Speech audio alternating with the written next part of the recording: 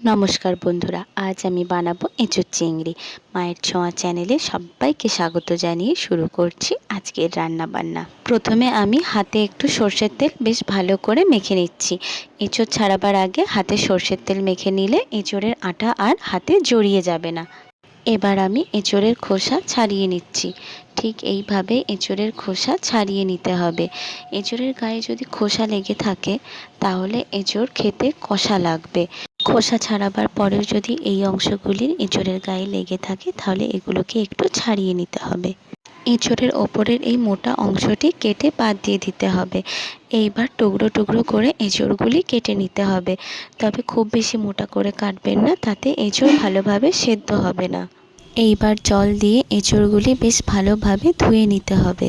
এইবার আমি প্রেসারে এঁচোড় এবং আলুগুলি একসঙ্গে সেদ্ধ করে নেব। অল্প পরিমাণ নুন এবং অল্প পরিমাণ হলুদ দিয়ে পরিমাণ মতো জল দিয়ে দেব। জলের পরিমাণটা একটু বেশি হলেও কোনো অসুবিধে নেই। দিয়ে প্রেসারে আমি 2-3টে সিটি খাইয়ে নেব।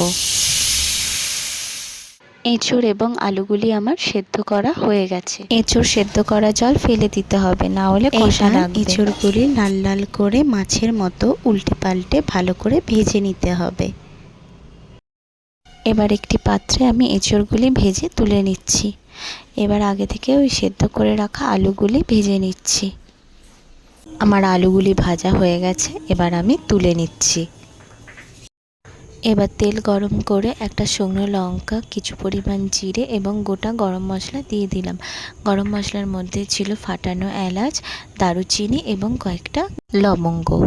মশলা থেকে যখন সুগন্ধ বেরোবে তখন বুঝতে হবে মশলা ভাজা হয়ে গেছে। এবার পেঁয়াজগুলি লাল লাল করে ভেজে নিতে হবে। এবার রসুন বাটা দিয়ে দিলাম। রসুনটা আমি এখানে আধ বাটা করে রেখেছি। রসুনে ব্রাউন কালার ধরেছে, এবার আমি পেঁয়াজ বাটা দিয়ে দিচ্ছি। এবার খানিকক্ষণ নাড়াচাড়া করে নেব।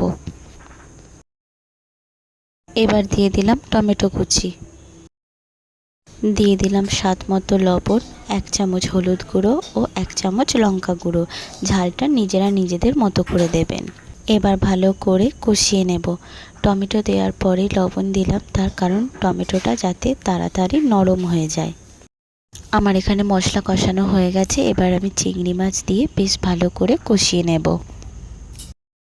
আমার এখানে চিংড়ি মাছ কষানো রেডি হয়ে গেছে।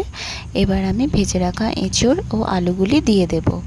বেশ খানিকক্ষণ এঁচোড়টা নাড়াচাড়া করে নিয়ে পরিমাণ মতো জল দিয়ে দিলাম।